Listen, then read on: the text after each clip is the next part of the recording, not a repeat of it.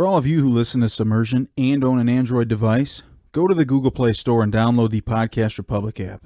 It's a fantastic app that allows you to get all of your favorite podcasts directly on your Android device. I personally use the app and I love it. I can search for the podcast I want to listen to, select it as a favorite, and have it just a click away.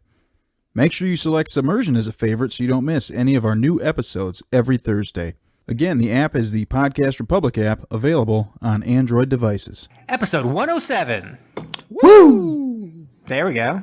Ooh, blew the speakers out there a little bit. Step in because, you may have noticed, normally right here, Kyle's letting everyone know what's up about the podcast app that he uses religiously, Podcast Republic. So, I know he just loves that podcast app. Right, guys? Yeah, Podcast Republic. Check them out. He just loves it.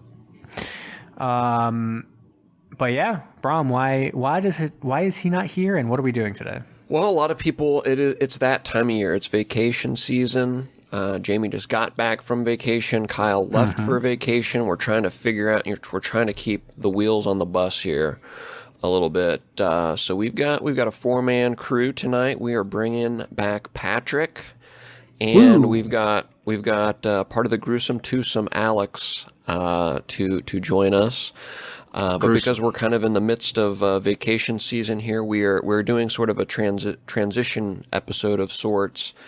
So we still got a few more weeks of Mega Monster Movie Month, but we are going to kind of segue a little bit and give a sampler or tease of what we're going to be jumping into next month, which we are happy to reveal is going to be Anime Movie Month. Or just anime in general. But we found an anime, again, with the help of our friends at the Star Blazers Discord. My friend Khan has shared with us a anime that we're going to watch tonight that has a little bit of both. It's obviously anime, but it's got those mega monsters in it. And we'll announce it here a little bit.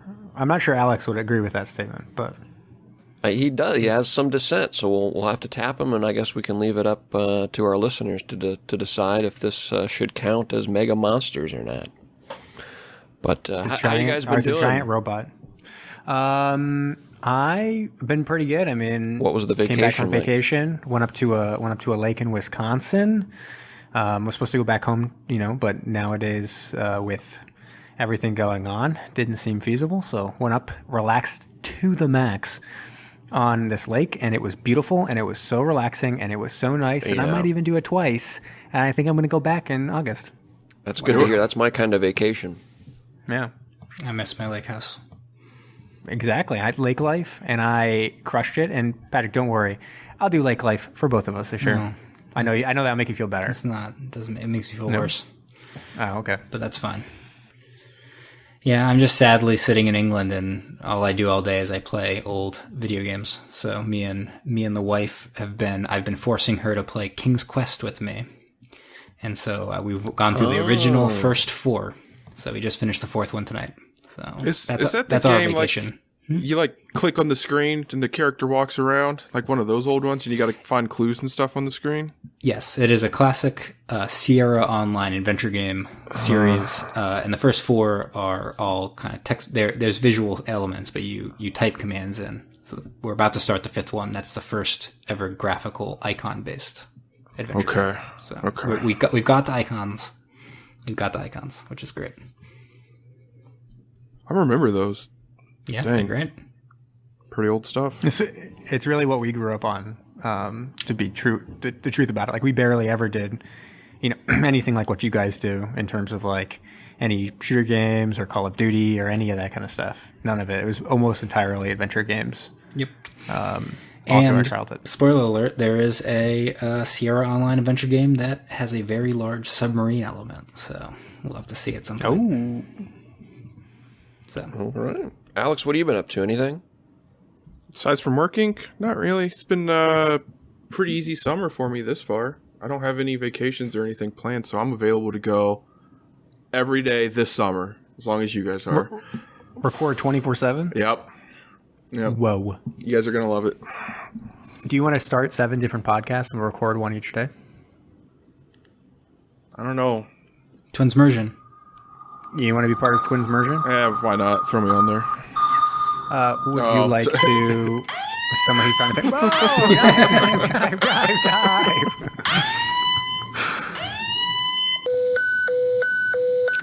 What began as an innocent conversation among friends would soon spiral out of control and later be referred to by future generations as the eighth wonder of the modern world. Mac East Studios takes you on the journey of your lifetime as your captains Alex the Mustard Man, the artist formerly known as Brom, Jamie the Ointment, Kyle El Capitan, and Zach the Backbone present Submersion. Wow, very nice. Someone had to keep this under control. I managed to find something that actually worked better than I thought it was going to. Yeah. Only problem is when I went to pause it, I accidentally paused my Audacity recording instead. So there will be a. Should we clap again? I don't think that will help, but you'll just have to delay my soundtrack by like 5 seconds at some point around that moment there. Incredible. This is going to be incredibly difficult to do. It's just one. It's one move. It's one shift. You'll figure it out. I accidentally paused mine now. Did you really? I'm joking. No, I didn't. Oh, thank God. Oh, boy.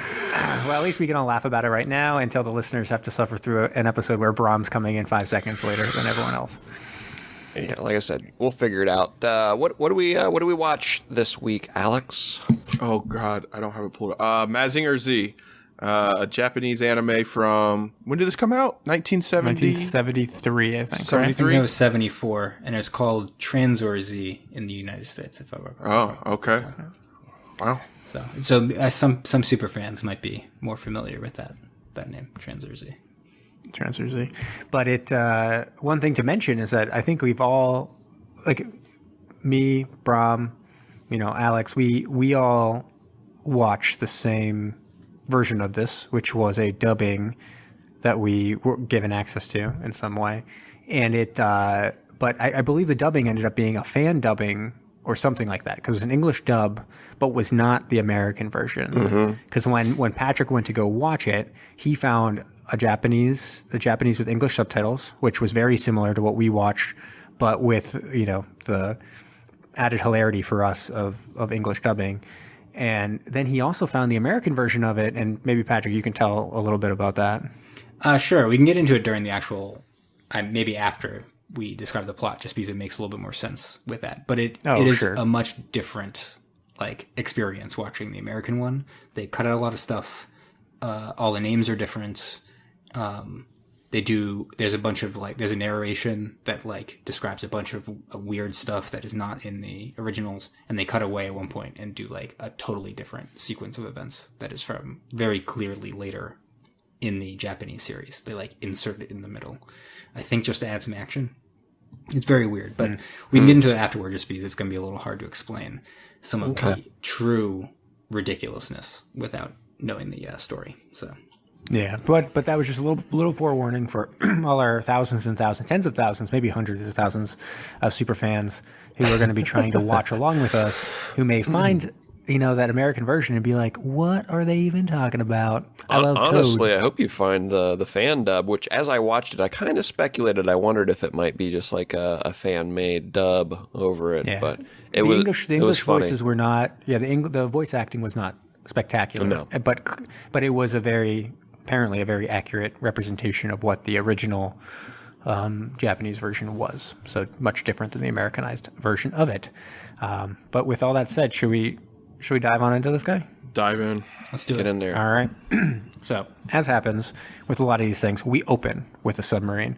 And, it seems like a lot of these movies and TV shows we watch, they're just let's get right into that submarine action. Well, there right, is a guys? theme song that plays before the submarine action. You wanna that came even before the submarine? My God.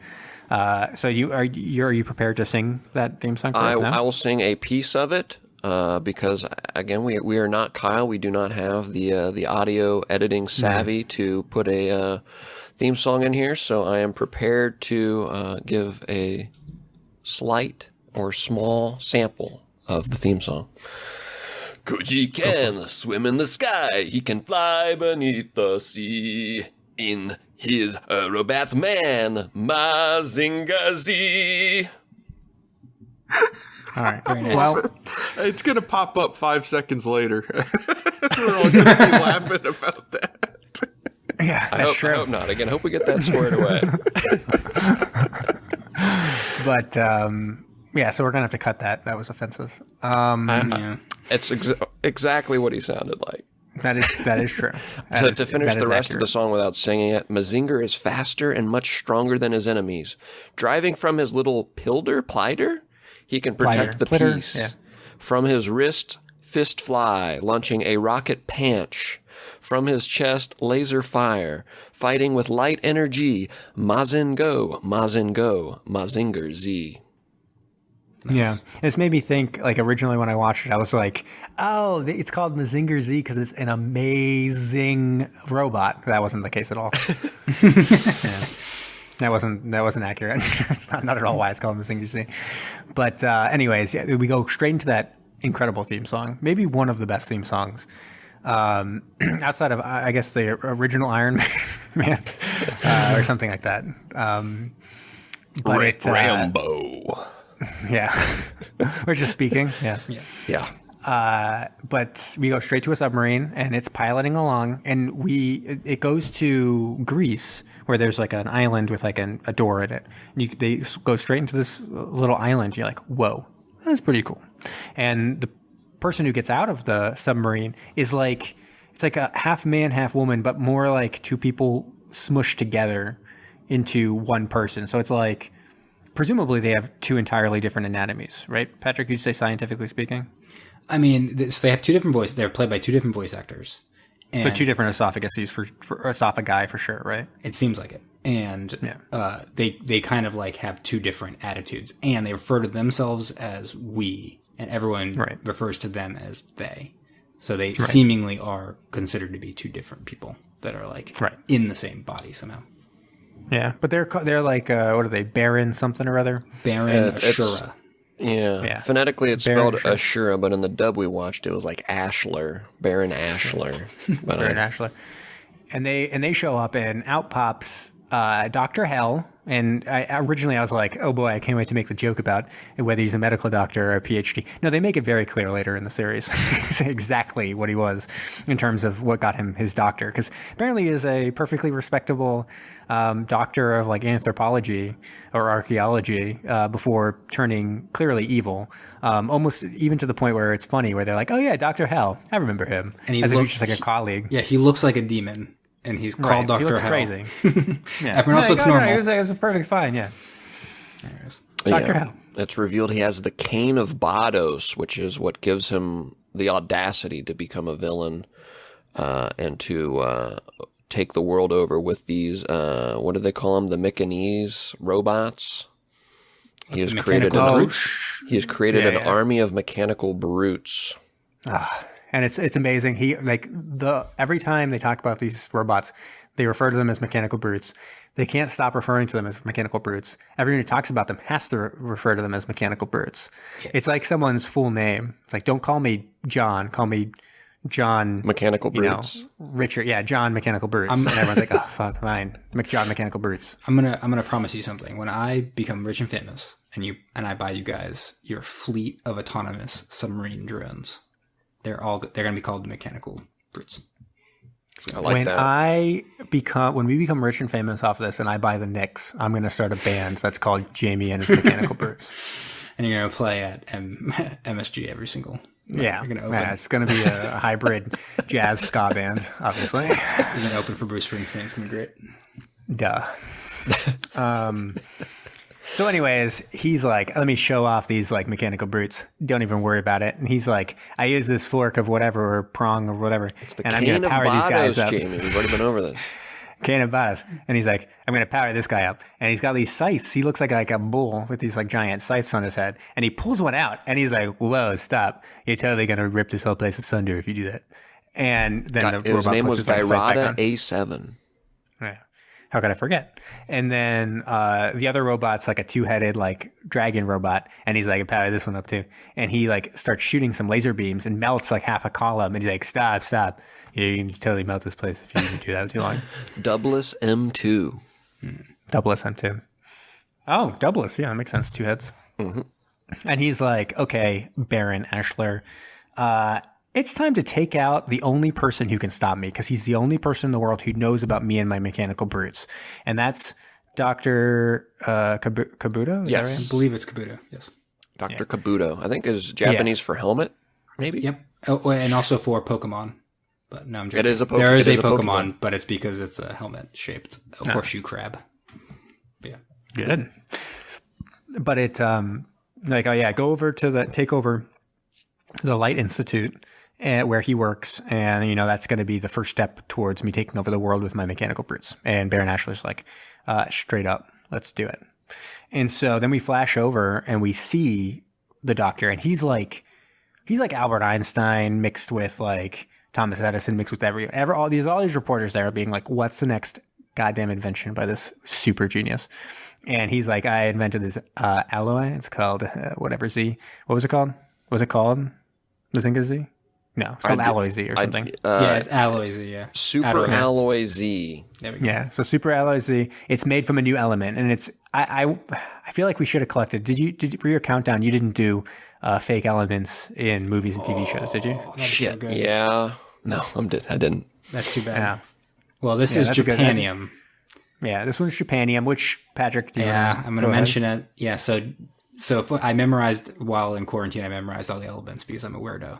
But No, that's weird. yeah, one of the higher ones is Nihonium, which in fact means Nihon is Japanese for Japan. So there is in fact a Japanium now. Back in 1974, there wasn't a Japanium. It was named after that, but there now exists a Japanium effectively. But yeah, Oh, wow. probably not made of that. You should be called the ointment. There we go. It should be. It also, I mean, that's probably you saying that you memorized all the elements in quarantine is the saddest thing I've ever heard. So I also memorized all of the prime ministers of Britain. So there we go. oh boy. Okay. Well, I mean, maybe that will be useful in the future if you need to ever know those facts for some kind of like test you have to take. I don't even know. I did it for a but- pub quiz, and then they never ask any science or history questions, so it was pointless. Yep. Right. Yeah. Well. Yeah. Okay. Moving on. So that he's talking about Japanium and Super Alloy Z, and it's basically like it's like steel, but like way better. And he's like, let me shoot this like laser beam at it, and it doesn't do anything to it. And all the reporter's like, my God, it's amazing. It's crazy. Even though like I'm looking at him like I'm a little skeptical. Seems like a demonstration that could be pretty easily faked or something like that. I don't even understand how you know how strong the laser beam is or what it is. He should have melted a steel beam and then not melted the Super Alloy Z. That would have been good. But alas, not what he did. Then he's like, oh, let me show you the second thing he could do. And he like makes it produce energy or something. It produces light out of it and by electrocution or something. And all the reporters are like, my God, it's so fucking bright. And the professor's sitting there like just staring at it like, yes.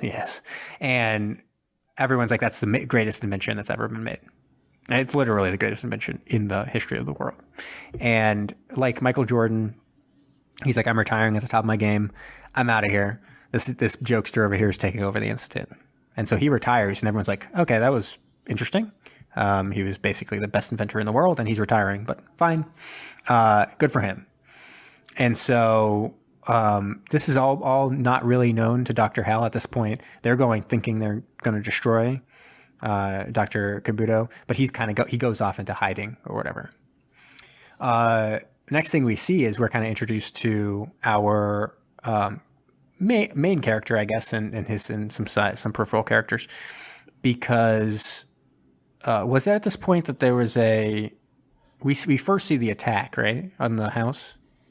We the first thing first I think see them being like, where is he? And then it shows him going. They say like, where's Koji? Yeah, they go after the grandkids first. Right, so they don't really know where he is, so they decide, the Baron Ashley, they decide to send the people after the after the grandkids first, and the little guy. There's like a kid one, and then kind of an older one. The older one's off motorcycling, like a badass, and then the younger one's there, and he's like, "Where is he? He's always motorcycling around." He's like, "That's too dangerous." Shiro. And Shiro is like complaining, but then these people bust into the house and totally murder his like babysitter or whatever, Rumi. And Yeah, they actually like murder her. Straight up. Her body's like even changing colors. Yeah, it's like ashen. She's like gray on the ground like a corpse. Pretty gross. And then we go over and they figure out from that, where to go and potentially find the doctor. But at the same time, Koji's out motorcycling like a badass. He jumps over. He's like plays chicken with a truck and just like leaps over it. I don't know how he does that. There's no ramp or anything. He just jumps right over it. And the truck driver almost crashes and dies and looks back and is like, "Oh, you kid." And he's like, don't you talk to me. I'll like beat the shit out of you. And I was like, whoa, this guy's like a crazy. You almost killed him. He's like, he has a right to be a little angry at you. I mean, I agree. Right? I completely agree. Except he didn't quite say any curse words. It was more like, "You dingus" or something. I forgot what he said. It was funny. Yeah, how about you come over and like say that to me, dingus? Yeah. Or something like that. "I'll rough you up, like, wow. you doofus." Yeah. Yeah. He's like, I was like, "Oh, look at who's this rapscallion over here?" Like, I don't like him. So anyways, he shows back up at his house and he's like, "Hey, what happened in here?" And it's like, and Shiro's like, "Oh, Rumi died. Look at Rumi." It's like a corpse on the ground. And Koji seemed perfectly, doesn't find anything particularly crazy about this. Like, "Oh boy, he totally died." And he's like, "Where are the people? What happened?" He's like, "Oh, they ran away." And Koji runs outside, can't find anyone. The grandfather sees that they've now starting to come after him and calls up Koji and is like, "Yo, Koji, what's up?" And Koji's like, "Rumi's dead. Like, I got some news for you. Rumi got killed." And he's like, "Wait, by people in helmets? Because I'm seeing some people in helmets outside my house. That's not a good sign.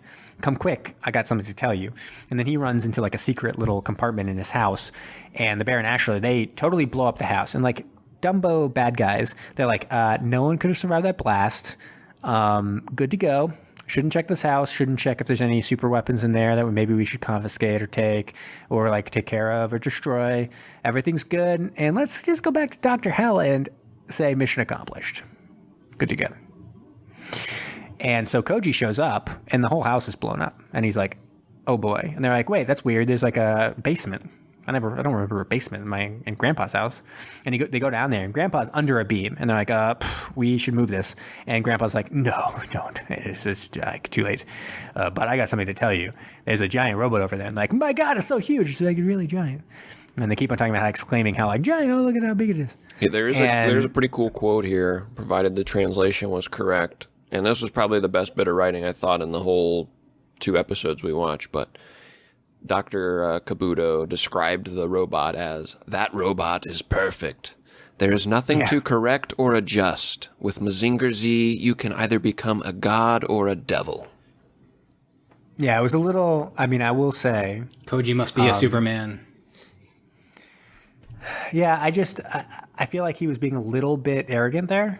It's perfect. No adjustments. Doesn't need like a new rocket hand or like even like a new weapon or some sort. He could have everything's perfect. Use some work on the UI interface clearly because Koji no, wasn't ready. It wasn't an iPod. Let me just say there was no wheel. He wasn't just spinning, twisting the knobs. It was 1,000 buttons, a panel. I would say, given the complexity, the ease with which he was able to get into and start controlling the robot was amazing. Well, he's a motorcycle genius, so I don't know if that makes sense. But what doesn't make sense is why you have 1 billion buttons in your craft. True. Well, the craft has to both power the pilder, as everyone knows what a pilder is, the hovercraft, and also the robot itself. But anyways, Steve Jobs is spinning in his grave. Go on. Yeah. So Dr. Kabuto's like, "There's that hovercraft. It's really easy. Don't even worry about it." And Koji's like, how do I use it? It's like, "Just climb in it and use it, idiot." And then he's like, "Also, here's like a document. Take it and like deal with it later. But otherwise, it's really important that you know." And then he dies. Mm-hmm. And so basically, they're left with this giant robot and like a hovercraft with 5 million buttons. Quick question: what do you think? What was he trying to tell him at the end? The very important thing. Probably the. I guess I'm not really sure. Was it how to control it? That would have taken a while, wouldn't it have? I have a guess. What about you, Brom, Alex? Anybody? That he loves his grandsons. Probably. Good call. I think it was the existence of Aphrodite A, is my guess. He had very important to tell him that there is another robot out there who can teach you how to actually control this thing, and you should probably go find that person instead of me trying to explain it right before I die. Well, luckily, Aphrodite A was controlled by a totally banging chick, and Koji was going to listen to her anyways. True. And so he's like, okay, time to start doing this. He climbs into the hovercraft and pretty quickly gets the hovercraft right into position and into the robot. It's only like a 15-minute sequence. It's great. I know, it takes forever. But then it is crazy then because I was like, oh, look, it actually is fairly easy to control apparently. But then when he's trying to control the robot, everything goes awry because he like almost crushes his brother. The thing just starts running. It's actually really annoying. It's like really aggravating in an odd way. Him not being able to control this robot. You're just like, fucking figure it out, man. Just figure it out. Because they keep on doing the same stuff over and over again. And it's like, it's making a really annoying sound. And the annoying sound happens like over and over again. And I'm like, oh, could they have made this any more annoying? Him trying to learn how to control this robot. And the Shiro voice actor was very annoying too, which didn't and he's help. like, Oh no, Koji, no, you're gonna stop. You're gonna stop me. You're gonna kill me. Oh no. Oh wait, we do have the audio capabilities. You just play it from the. I was hoping Kyle would be here because he does a really good little whiny kid voice. Yeah, he also does a good one where, like, if we were gonna talk about how we like ate up these episodes, he'd be like, nom nom nom nom nom. Right? Yeah. So anyways, the robot starts stomping all over the place, like kind of running through the forest. And Shiro's like, my back. Oh, boy, you really hurt me. And then he runs out. And then all of a sudden, there's like another robot there. And he's like, what up? And the other robot's like, this is weird. You're like another robot. And also, you don't know how to control your robot. Like, be careful. And you need to like use the buttons correctly and stuff like that. And so she kind of helps him in the first instance of kind of getting things at least a little bit under control. And they're basically saying like, you have a lot of ways to go. Like you have to actually learn how to use this thing. And you can't just do your weird like motorcycle, like rebel without a cause way of doing things. Cause you can't just like shake your fist at it and the robot's going to obey you. Like you actually have to learn and use your brain.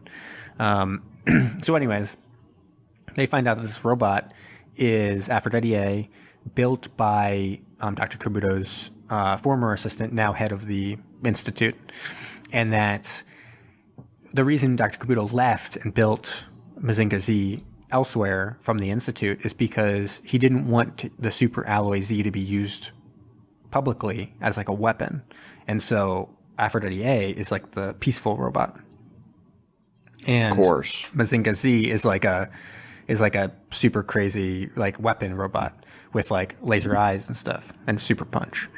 And Aphrodite, the weird thing is like why they decided to kind of weirdly sexualize Aphrodite A. Mm-hmm. Why does the robot have breasts? Can anyone explain that? I cannot. And I in fact, the pilot, by the way, her name is Sayaka. But Sayaka's mech, Aphrodite A, it's like only weapon are boob missiles. Right. Oh, I didn't think it had weapons at all. It does. Right, I guess it has boob missiles from what I heard from my informant. Eventually. Does it shoot? Do the missiles only provide love? They don't explode? No, I think they're offensive. Okay. In multiple ways. I feel like that's offensive to Dr. Kabuto's wishes as well. I mean, we'll get to episode 2 when the person literally says, fighting is like a man's job. Stay behind me, Aphrodite A. Yeah. And it's like, oof. Do you think the robot Aphrodite A is anatomically correct in all ways? No, I don't want to have this discussion. No, okay, we'll stop it. Okay, we'll just keep it moving on. I'm going to say yes. Okay. I'm going to say yes. I hope so. Okay. Got to store those missiles somewhere. Yes. Basically, the monsters come out and they're like, come back next time to see the epic conclusion of fighting these monsters. Right, because then I think at that point Dr. Hell has like released my mechanical brutes on Tokyo or whatever. Yeah. Well, they redirect them. They've already destroyed a city. They redirect them once they realize that the mech is there. Right. Yeah. They I guess once they thought they had killed Dr. Kabuto, they had sent it to destroy a city, and then once they realized they were sorely mistaken that Mazinger Z was still able to be controlled, they redirected and were going to attack. Yes.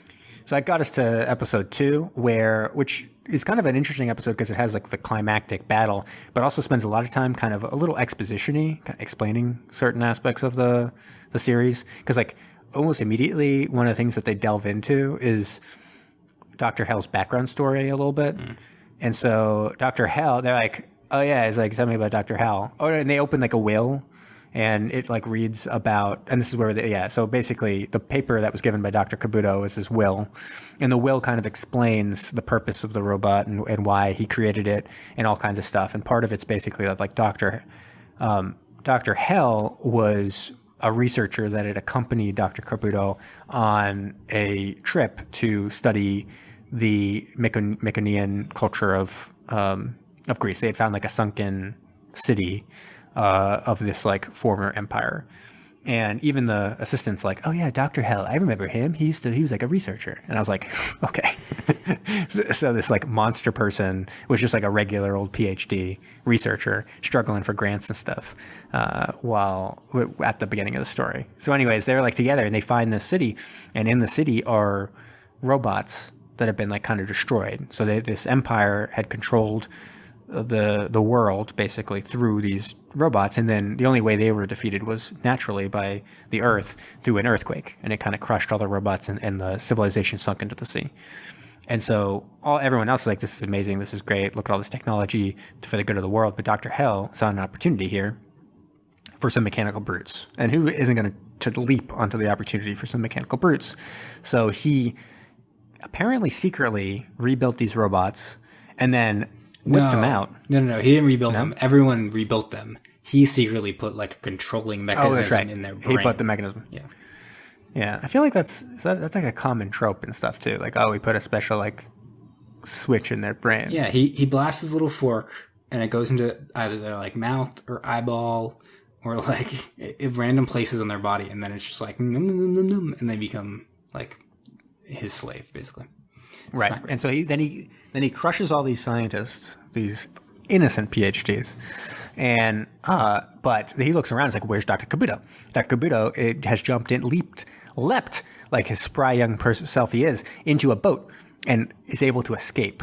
And Dr. Hell's sitting there shaking his fist at him, kind of being like, I'll get you, pesky Dr. Kabuto, and someday I'll destroy you and blah, blah, blah.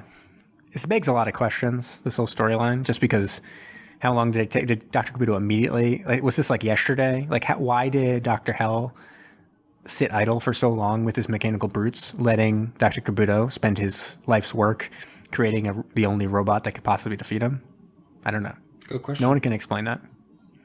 Apparently, it seems like it's decades later that Dr. Hell's like, finally, my plan. It's a good question also in the context of by the end of the episode, his mechanical brutes are decimated. And yet we're led to believe that he will have, many and like just multitudes of mechanical brutes for the next 95 episodes of the show. So. Right. Yeah. So not sure how this all lines up structurally within the storyline, but fine. And so they're like, oh shit, the mechanical brutes have shown up, right? At this point. And Koji's like, guys, I know what you're saying. You're saying that I'm like a garbage person who doesn't know how to like control this robot, but I got to get into that thing and fight with it because I'm the only one. And they're like, shrug their shoulders, like, yeah, that makes sense. And so he jumps into that. I'm not sure why the girl didn't jump into the robot. She would have controlled it. They literally said this robot has the same controls as your robot. Why wouldn't they have had her pilot the It's actually robot a really good question. and just decimate these other robots? Instead, they have a total amateur hour, Koji, jump in there, spin around in circles for like an hour, it felt like, being like, I don't know how to do this. Make it stop. and the girl has to come up and like hold his hand, like literally hold his hand. Like the robot is holding his hand and being like, no, I'll help you do this. But this doesn't make any sense. Anyways. And so they kind of get into like some control, like a little bit, and they run to the battle. And Koji's like, and she's like, you know, you're not ready for this. You're basically, you suck at being a robot person. And Koji's like, shut it, lady. This is a man's business. Stay behind me. Frankly, we're just going to get in my way. Yeah, he literally says it. Yeah, that's a line. I'm not even making that up. I'm not exaggerating in any way.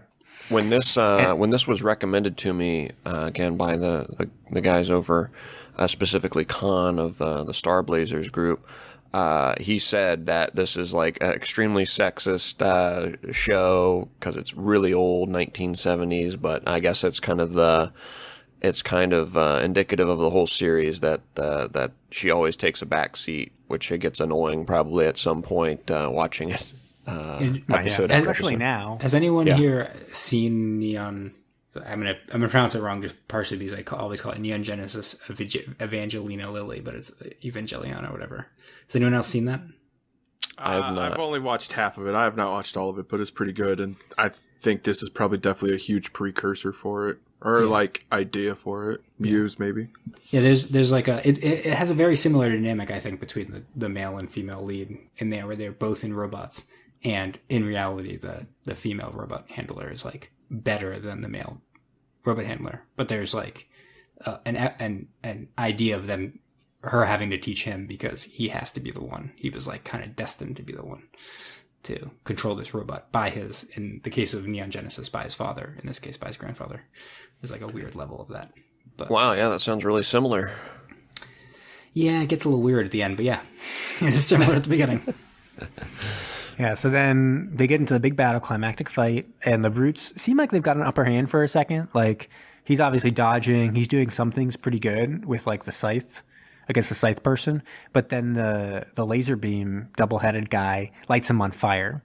And everyone's like, haha, got that robot on fire. That fire is going to melt him, so we don't have to worry about him. And they start going after Aphrodite A and jump...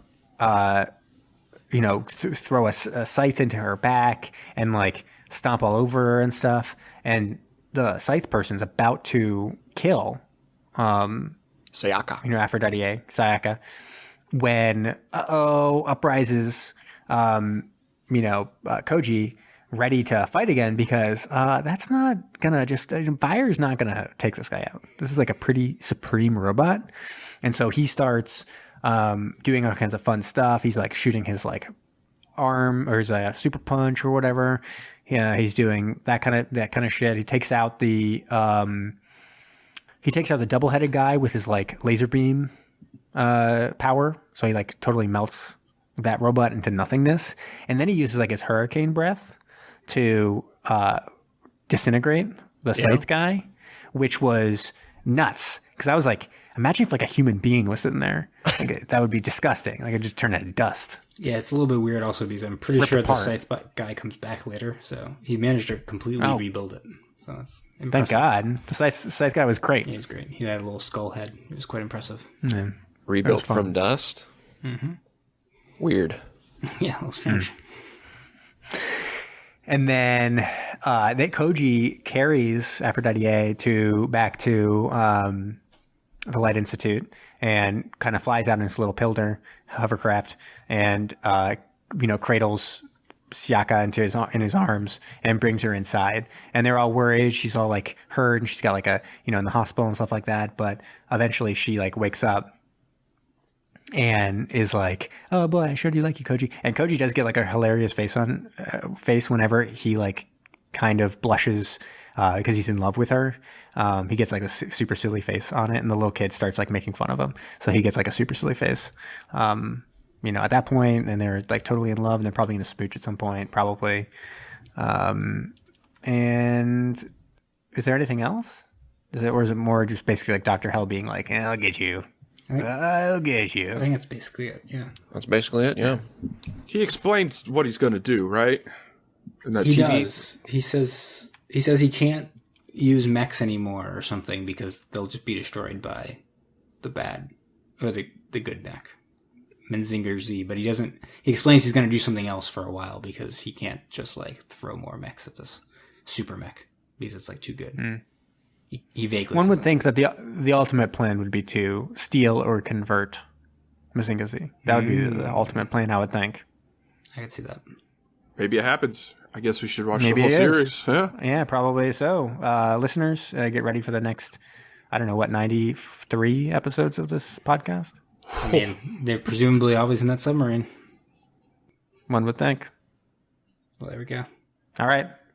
That's that. All right. Do people want to start doing reviews? Yeah, let's get into it. Yeah. You want to jump into that guy? Me? Yeah. Sure. I again worked to find a good anime for us to watch with some mega monsters. I would argue that these are adequate mega monsters. They aren't strictly what's the term? Bio whatever. What am I looking for here, Jake? Biological. Sure. They're maybe hybrids or strictly mechanical, but I mean they're still monsters. I mean they're an army of mechanical brutes. I mean, come on, these are beasts. Mechanical beasts, it's true. Yeah. But I had a lot of fun watching this. I was really surprised. I don't know how much of that I have to owe to the sort of poor English redubbing, but that was where a lot of the fun was for me. It was pretty hilarious with how bad the dub was at times. But I mean, it was just wacky, and I kind of like researching a little bit into the other mechs that show up throughout the series and the manga for my countdown tonight. Kind of reminds me of the different X-Men and things like that. I always like to dive deep on all the different X-Men characters, and that's why that was my favorite comic book growing up. So I could see, this being a fun watch, to see the different creature, the different mech of the week, and can definitely see how it was the inspiration for a lot of ensuing animes. So it's pretty neat to kind of go back and view this as kind of a time capsule. But I really enjoyed it. In fact, I'd say probably the most fun I've had watching an anime, maybe second only to the Castlevania series on Netflix. I've really enjoyed that. As I've said on previous anime episodes, I'm not a big anime guy. So when one comes along that I have fun with, it's pretty rare. So I was excited to watch the first 2 episodes and would probably watch some more if we ever dive deeper on any of the submersibles that we do. Again, we call these submersible pods. I don't know if we mentioned that earlier. But I'm going to go ahead and give this, we go on a scale of 1 to 6 for submersible pod, or rather 0 to 6 for submersible pods. And it's less, I feel like we do it less out of a critical lens and more of just like on an enjoyment factor. And I thoroughly enjoyed this. So I'm going to give it a 5 out of 6. Holy, nice. I can jump in. I mean, I kind of come along the same lines. I feel like I was very pleasantly surprised with this. Really hilarious. For someone who doesn't watch anime very frequently, I liked the visuals. Dr. Hell was funny. A lot of the stuff in it was funny. The voice acting in particular probably accentuated kind of the hilarious aspect of it. I think, when Patrick was describing watching the series with the original Japanese voice acting with English subtitles, it sounded like by making it or treating it more seriously as a serious subject, that probably took away some of the humor that you got from the English voice actors who seemed either amateur or maybe didn't totally understand exactly how they were supposed to convey these kind of silly lines and stuff like that in a serious way. So that was helpful in actually making it kind of fun, a fun thing to watch and stuff like that. So I enjoyed it. I don't watch too much anime. This is a nice one to watch, very pleasant experience to watch the 2 episodes. I might even go back and watch a few more of them. Who knows? So I was going to come in around the same, 5. Cool. I might as well jump in here then. So yeah, I got into a little bit about like the differences between the various versions I watched. So I watched the original with the English subtitles, but with the original Japanese. And indeed, it's much more serious. They have a much more serious tone to like how everything is happening. And as far as those two episodes, I watched both those episodes with the original Japanese voice actors, and I'll actually come in exactly the same place. I would give it a 5.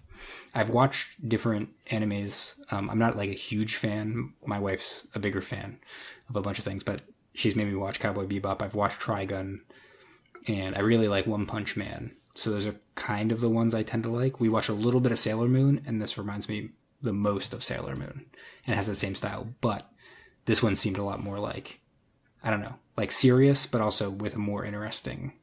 I like the mech idea more than the Sailor Moon, kind of like the I don't know how to describe that, princess power kind of thing. Anyways, Sure. Yeah. I mean, this definitely feels like more catered to the boys, where Sailor Moon probably. Yeah, Sailor Moon came out a lot later. I think it was in the 80s, but it somehow looks and sounds like almost the same. So there must have been something with Japanese anime where they kind of had the same style for years and years and years, which I'd almost describe as it felt very Hanna-Barbera to me, but that's all besides the point. Yeah, I was thinking it looked very Hanna-Barbera as well. It's just probably a product of the time, but definitely could see this being a marketable, toy line. That would have been really fun for a young boy. Yeah, so I was going to come in at 5 for that, but then I also watched the actual true American dubbing called Mazinger Z, only episode 1. And there's the one main thing I'll say, which I didn't mention before because it was hard to explain, is that Baron Ashura is played with a single voice actor. And there's a narrator who immediately is like, and Baron Ashura is a she-male. It's half man, half woman. And then everybody, there's 2 different characters who are like, he, she, whatever you are. And they can't like handle the fact that this is neither a man or woman, which isn't even the case in the original thing. And I was just watching it being like, I can't believe this is happening right now. As I watched it after watching it. That's really unfortunate. Yes. Mazinger Z, I would have given it 2. And I would never watch another episode ever again. So it's like, you can just tell how important I think it is to a lot of times to get like the proper, I would say you should always watch it in original Japanese with subtitles. But if you're going to go for a dub, make sure you get like that the fan dub. No, at least there's a good dub available. I don't know. Well, the fan dub's a lot of fun if you find it. Yeah, it sounds better. They tried to make it closer to the original Japanese. I think we've learned this lesson before. King Kong versus Godzilla was another case where you watch the Americanized version of it, and it is, in my opinion, not very good. With a lot of inserted scenes that are just seem like they were shot in a day on like a set or whatever, and just like inserted into the film. Whereas if you watch the original Japanese, it actually is like a really good movie. And it's surprising that how often Americanized versions are like, we got to Americanize this up, and they just make it shit for no reason. Alex, your turn. I'm gonna say I'm giving this a 3.5. It was pretty average for me. I think if I were to like watch more and get a whole feel for the whole series, it'll probably go up higher. This kind of started the whole mech genre of anime, because after this, what's that big one? Gundam Wing. I think that was a really big anime. Voltron. Yeah, and this kind of like all started. I think this was kind of also around the time or close to when Transformers started, which was also a part of the mech craze. I think as a whole, I would probably like it. These couple episodes, they were fine. I didn't really find anything wrong with, I guess, the version that we were watching. It was quirky and funny and then serious at some points, and other times you were just kind of laughing. I thought the Dr. Hell character was just a kooky old villain of a character. Like a Scooby-Doo villain or something. Right, exactly. And I think I sent that to the text group. I know you guys have already said this felt like Hanna-Barbera, but it felt like Johnny Venture, Scooby-Doo, and Dragon Ball Z kind of all thrown into one at first. Is kind of how I felt about it. Yeah, I could see that. I guess I think you've talked about this before in terms of submarine stuff. we don't really rate it off that, so I think that's why I'm going to go with like a 3.5. But that underwater layer that they had with the sub and the rock on top of it, I thought that was pretty cool looking. A giant submarine. Yeah, that was pretty cool. With other submarines inside of it. Right. Very The impressive. mother submarine. I like it. So yeah, I'm gonna stick about 3.5, just a little bit above average, I think. And I think if I were to keep continuing to watch it, I'd probably give it a bit higher. But it got my feet wet enough to stay interested in it. Okay. Very good. Okay, should I get into some trivia? Sure. Yeah, so episode 1 actually features some stock music from Toei Edoga's anime film, Little Prince and the Eight-Headed Dragon, which I think is an early example of this kind of stuff. It's in 1963, and it was composed by a famous composer. So we had some famous music tickling our eardrums for this guy. As I think I mentioned maybe before we started recording, that there was actually a full-size Mazinger Z statue created in the early 80s in Mas del Plata in northeast Spain. And it's still there. It was supposed to be built as kind of an attraction for a new suburban development, which apparently never even happened. So it's just like a statue in the middle of nowhere, kind of. What for? What's that? Like, why? I think it was just an attraction, and I think you can read about this, but this was obviously had impact or influence on future, Japanese super robot ideas through a lot of their fiction, and eventually you get something like Pacific Rim or Atlantic Rim, which kind of played off that. And Guillermo del Toro talks about how that was an influence. And apparently this was somewhat popular in Mexico, and maybe it was popular in Spanish-speaking nations. It got some kind of Spanish dub that became popular as a TV show. Yeah, actually, it was difficult to find anything other than a Spanish dub of this show. So, right, interesting. So that's one possibility is that it was quite popular in Spain. So in the 80s, it was being used as some kind of attraction for some new suburban park. It looks huge. Oh my goodness. There's people standing in front of it. It looks like it's like 30, 40 feet high, maybe even taller. People like it though. It's got a 4.5 rating on Google out of 5. That's a pretty good statue. That's a pretty good statue. And then just to get back to something I had mentioned before, the robot Mazinger Z is based on Japanese majin, Japanese for the devil or evil spirit, which I think is supposed to convey kind of the idea of the dual ideas. Like it's being used for good, but very easily if in the wrong hands. Like that, what was the lady's name, the girl's name? Sayaka? The daughter. Yeah, so if Sayaka got in that, probably she'd be like, feel the power, right? And would have destroyed the earth. But Koji is destined to like handle it correctly and purely. Yeah, You know what I mean? I was reading that the artist that did the mangas that eventually became these shows, the one that he became famous for, also involved demons and the occult and all of that. So he actually took the archetype of one of his demons, the main demons in his story, and actually converted it into a mech, and that is Mazinger Z. And then, do you want to do a quick little quiz of different fake elements? I kind of found a list. Sure. What do you think? We can. What do you think? What do you think of Transformium's from? Transformium? Transformers: Age of Extinction. This is the material that Transformers are made of. Start with an easy one. Now, this one, there's a few that are used in the same movie or TV show or whatever. So, what about tritanium? Say it again. Tritanium. Tritanium? Yes. And in the same show, verturium is another element. I don't know what that would be. Tritanium, Triton. I don't know. And then in the same show, duranium. Duranium. No, I don't know. Duran. I don't know. A Duran Duran music video? Good. Yeah. So Duran Duran music video had all three of those in there, but also Star Trek. So two of those are what the hull is made of, and the other one is what powers the starships. Which Star Trek? I don't know. It just says Star Trek. Fictional metal Duran referred in many episodes of Star Trek as an extremely hard alloy used in starship hulls. Huh. Yeah.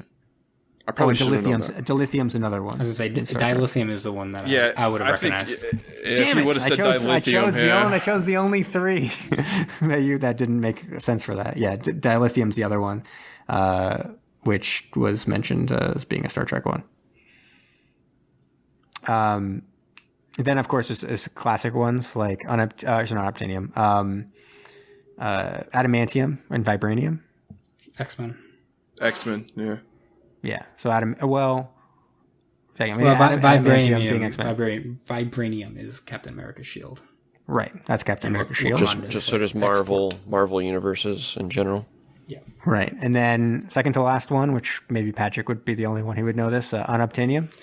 You mean the core, or I guess Avatar as well, but mainly the core, right? Yeah, the core.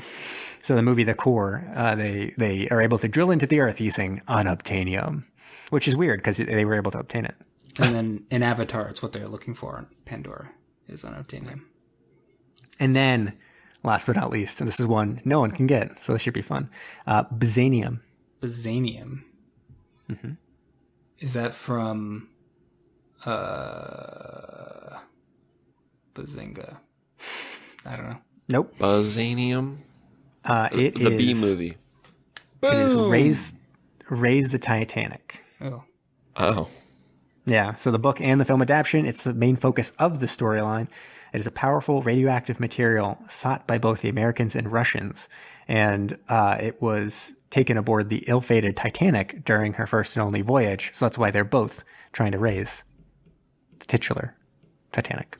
Wow. I could have used other ones, like I think Jimbonium, isn't that like a Futurama or something? The giant element.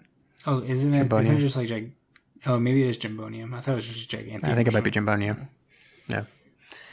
But yep, and then last but not least, a little Phantom Zone. Engage the Phantom. Phantom's engaged, sir.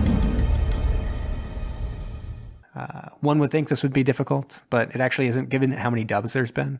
There's a couple voice actors who did the English dubbing, which I think may have been for the original Americanized version of this, who went on to do voices in a lot of different movies, which included Despicable Me 3, which has a large number, submarine's a big part of that, because the guy's brother is like has a evil submarine or whatever. And that one I've used before in Phantom Zone. So it's usually pretty easy from an animated film to be able to do that, because there's so many of the same people do all these voices for different dubbings and stuff like that. So it's pretty easy. And then where do you think Ed Harris would have been good in this movie? Or in this TV show? I mean, Mazinger Z. You think he should have been the robot? You go into his head and he smashes things apart. That's what So you're saying Dr. an animated Ed Harris is a giant robot. And Ed Harris goes into him in a little hovercraft. Oh, I see. So he's also voicing Koji? He is. But Koji's renamed Ed Harris. And they look exactly the same, yes. It's just a bigger version of him. That's what I think. Wow. Feel free to disagree. I will disagree and say I think he would have made a fine Dr. Kabuto. Yeah, too young. That's good. Too young.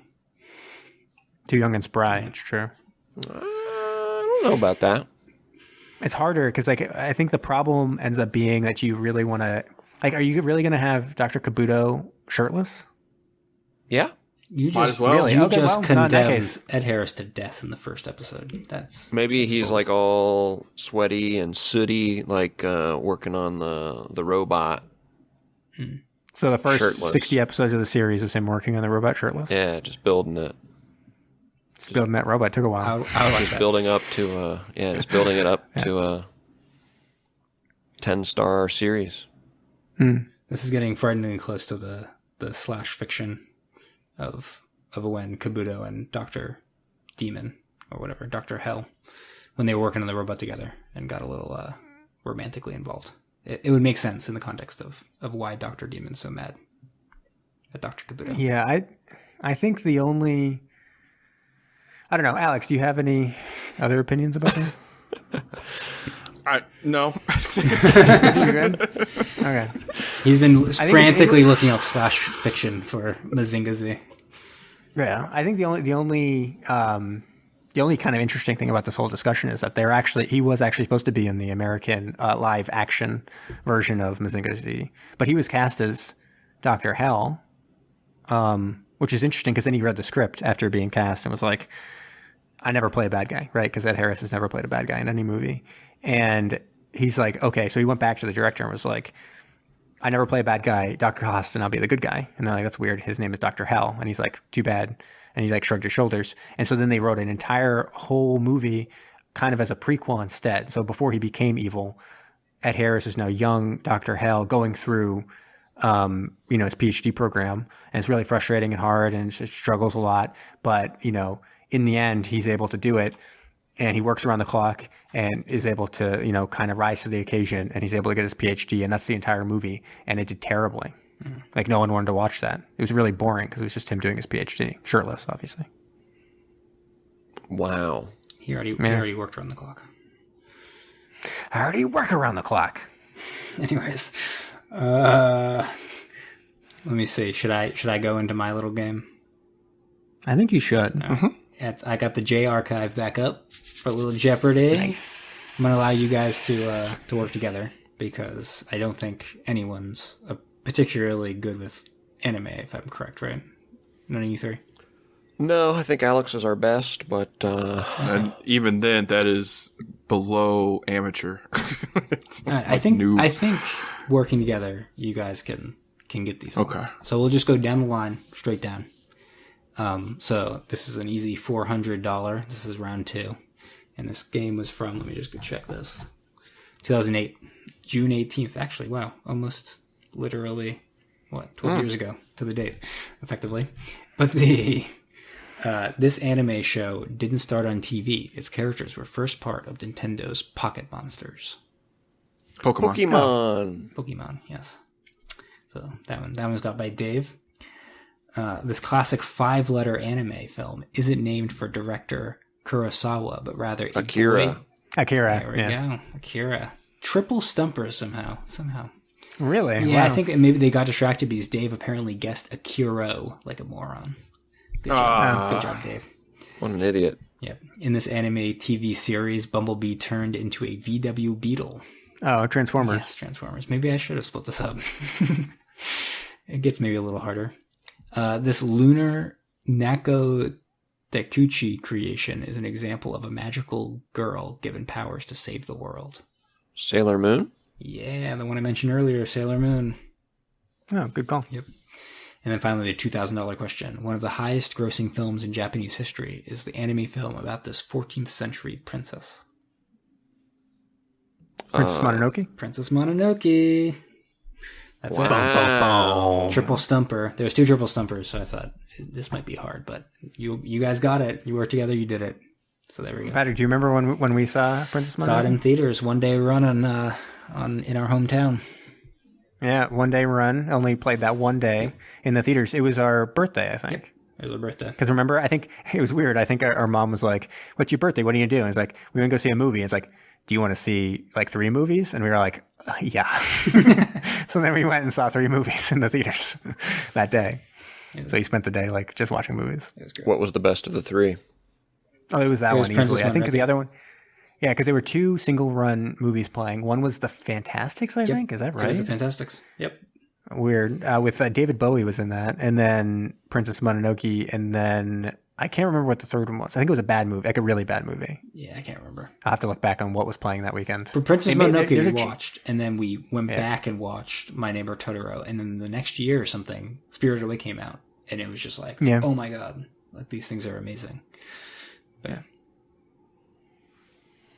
Oh, That's that. thank you, so, Patrick. Alex, do you have anything? Any segment or anything? Like that? Just a few things I found in the news. You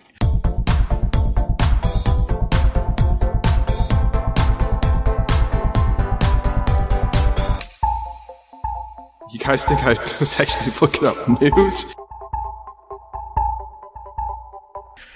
I found an article that was published today by our boy H.I. Sutton, as you guys know, who is one of the underwater warfare experts of the world. He is posting pictures to this article for Forbes. I think guys was talking about excuse me, I'm tripping over my own words. If you recall a couple weeks ago, we were talking about a possible new North Korean sub. Well, these photographs today show a 50-foot long object that's underwater, and they call it an extra large uncrewed underwater vehicle. XLUUV is what it's short for, I guess. XLOVE. So I'm not, they're not 100% sure that this is what it is, but I'm guessing it could be it. If you guys know, not only, I think it was today, North Korea actually blew up a building in North Korea that's used to be the building where they have negotiations, if you guys saw that in the news. Mm-hmm. I saw that, yeah. So maybe we might see this X-Love coming out to play at some point, and hopefully South Korea just destroys it out of the water so we can learn more about it. Also in the news a couple weeks ago, or actually I think it was earlier this week, the 14th, there was a French sub in dry dock that caught fire, and it burned for more than 14 hours. Not really for sure what started it just quite yet, but firefighters said that there was particularly thick smoke, but after everything was said and done, they were able to get it out. Supposedly the French Navy says a fleet of 6 submarines is necessary, and they had 2 or 3 of them there, and this one was on fire. So I'm not for sure what they used it for or why it was in dry dock, but I think a 14-hour fire in a sub would be pretty tough to fight. You'd be crammed in there. But we've seen it in we've seen it in movies before. They seem to go out on their own, but in real life, I guess it just doesn't happen. Yeah, I mean, I guess the only question is whether if it was made of super alloy Z and they were smart enough to make their submarines out of it, then the fire would just eventually go out because it's resistant. You know, that's something we should ask the French Navy, see if they've been thinking about that. Do you think Mazinger Z, does he ever go into the ocean and become a submarine himself? I'm sure there's some aquatic combat. Gotta be, right? Yeah. From what I have seen and read about some of the other members of the Army of Mechanical Brutes, I think there's got to be some aquatic combat out there. Does he ever go to the moon, you think? That I don't know. Do you think he goes to America? I mean, in the American version, he definitely goes to America. No, I'm talking about the Japanese version, Patrick. Yeah, maybe. If he stood next to the Eiffel Tower, would he be about the same height, do you think? How tall is he? He's got to be a little shorter, right? He looks shorter. Do you think he ever digs really deep into the earth, like almost to the core? Because he could do it. If you're trying to get the podcast to end, I think Brom still has some stuff to do. No, Brom's got to say that. Okay, I know. Tube 3 ready to fire, sir. Commence the countdown. 5, 4, 3, 2, 1. Give it to me. All right. So I it's not much of a countdown. It's more of a little competition thing I like to do when we've got the twins on.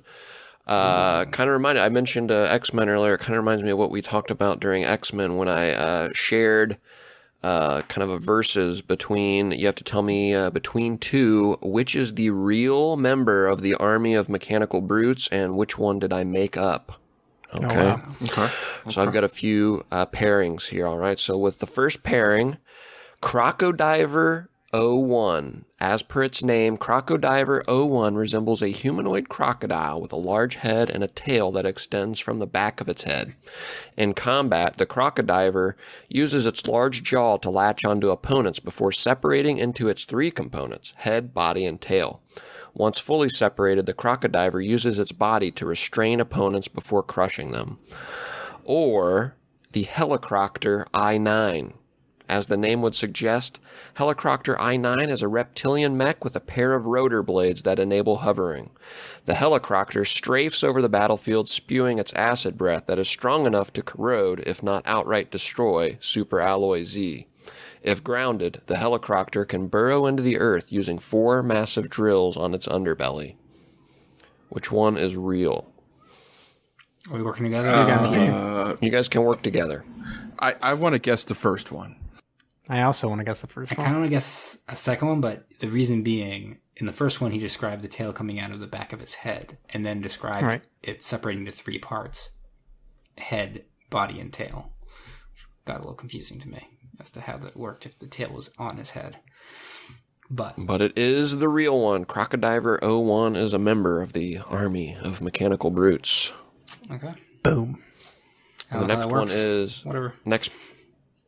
I don't know how it works either, but that is what the Mazinger Z wiki tells me.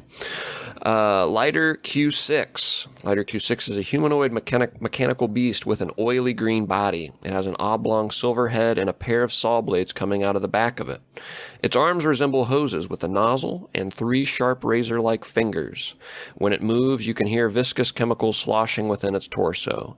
Lighter Q6 uses its arms to latch onto enemies and drain their liquid fuel sources, if any. Or Blacker F2. Blacker F2 is a humanoid mechanical beast with a mostly light green body. It has a small teal head with a pair of yellow spikes sticking out of its sides that are attached to red rods. It also features a black hat-like structure on top with a jewel in front of it. Blacker F2 is able to fire a beam from the jewel and detach its head to avoid attacks and give a larger firing range. Oh, I mean, if I had to make a guess, I think it's the second one. Yeah, that second one sounds a little bit more. Who could even make that shit up? You know what? I'm a zag again. Maybe I'm going to you. go 1. Well, Alex and Jamie are in tune again. They've got it with Blacker F2 being the real one. Patrick, no one could have made up that description seriously as like an actual thing. Whereas the one him describing the sloshing inside, it was clearly made by someone who liked making up a robot. I had to zag. We couldn't all be in agreement. I can't fool you, Jamie. All right. 2 more pairings. Next one, Wicked Hell. Wicked stylized, Wikkid. This mechanized version of Dr. Hell is made from an ultra-strong alloy designed to rival Super Alloy Z. Its cloak is fashioned from chain links and courses with high-voltage electrical pulses that stun attackers. Wicked Hell's head pulls back to reveal a bomb launcher, and its shoes conceal rocket boosters to provide flight.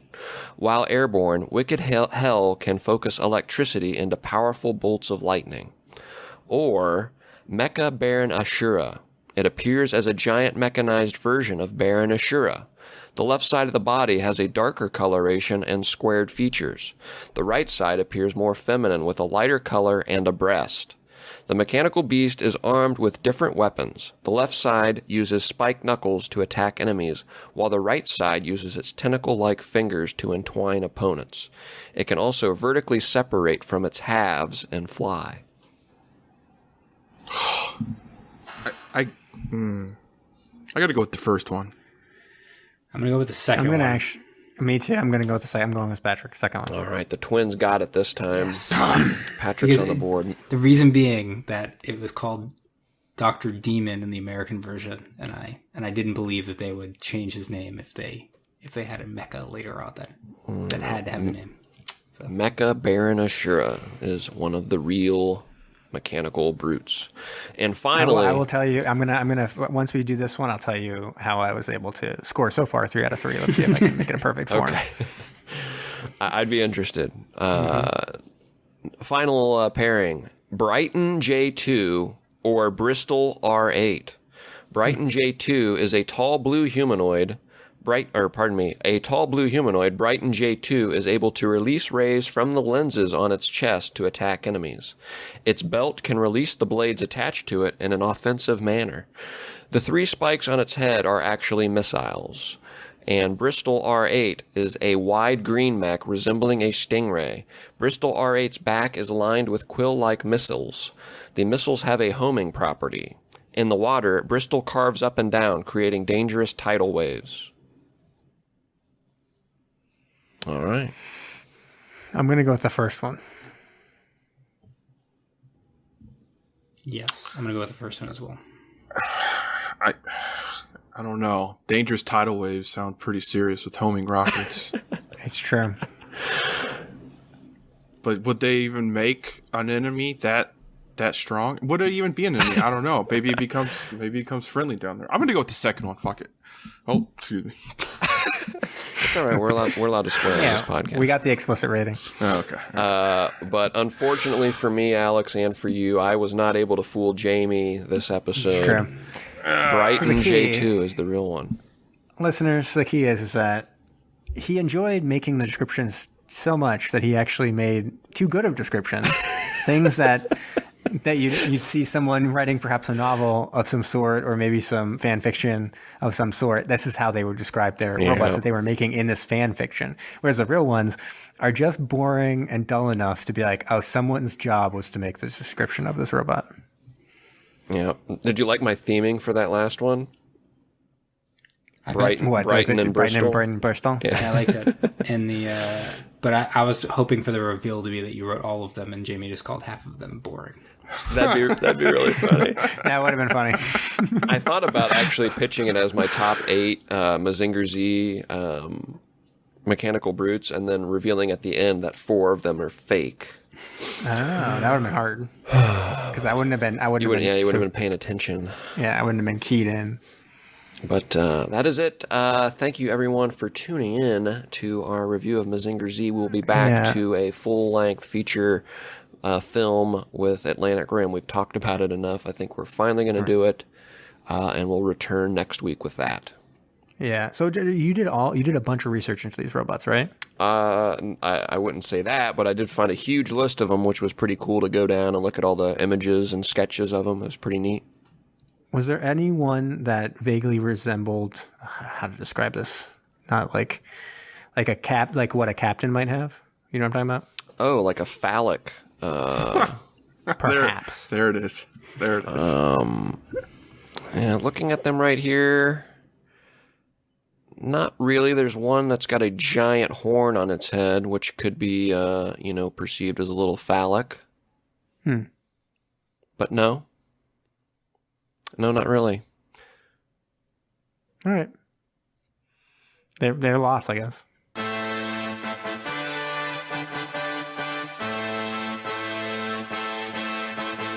Thank you for listening to Submersion. Don't forget to subscribe for new episodes every Thursday. If you like what you heard, please leave us a rating wherever you listen. Want to interact with us? Follow us on Facebook, Instagram, and Twitter. We also love to get messages from all of you. If you have a suggestion, a comment, or just anything you'd like to share, please email us at maceaststudios@gmail.com.